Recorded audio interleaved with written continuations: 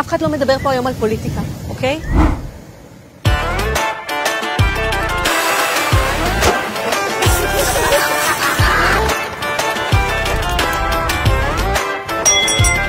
יאללה, רונית, ממי, יש דלוקה, איפה הבשר? אני לא הייתי אמורה להביא בשרים, אני הבאתי פיתות וסלטים. אני הבאתי חדד ומשקאות קלים. אני הבאתי בירות וירקות חתוכים. ומה קורה איתכם? איפה הבשר? מה עם בשר? חבר'ה, את מי אמורים פה לשים על המנגל, אה? מי מתנדב?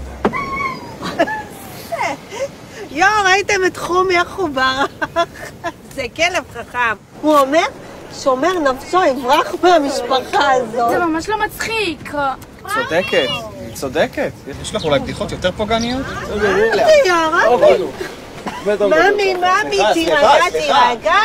באנו ליהנות, תעשה קצת פן. תורידו קצת הלהבות, בסדר? בוא נירגע קצת. אז בוא תגיד אתה בקיצור, מה נאכל? את הלב? הוא היה אמור להביא בשר, אם אני זוכר נכון. רצית בשר כשר.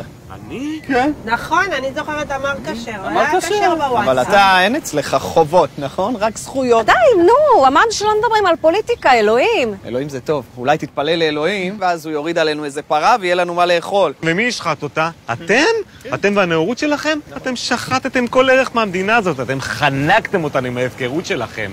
סבא שלי, עליו השלום השלום, חלם על ארץ הקודש הזאת, הוא חלם עליה. היי! מה עשית לארץ שלנו?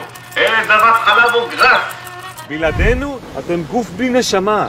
ברור. מה אנחנו בלעדיכם? אתם רמסתם את כל מה שסבא שלי חלם עליו.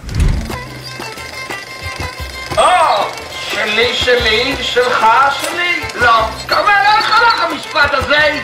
זה לא שלך, זה שלי. די, נו.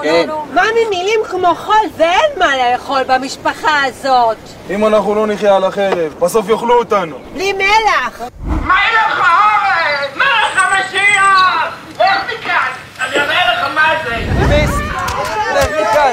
מה אתם עושים? מה אתם רוצים? אני יודע מה אתה רוצה לעשות במדינה הזאת. אמרתי להם לא לדבר על פוליטיקה. עוד פעם השנאת חינם הזאת.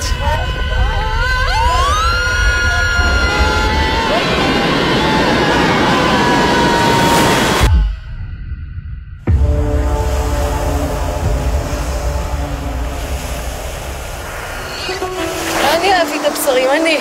הכל עליי, הכל. לא, אני בא איתך. נלך ביחד. אני אעביר לך בביט. לי כבר הלך התיאבון.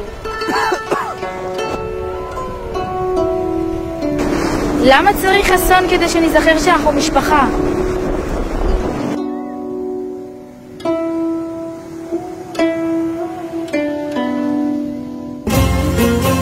יאללה, הדוד שלכם הגיע! הבאתי לכם מלא בשר, יוחד! תדליק את המנגל! בטח אכלתם אחד את השני כבר, אה?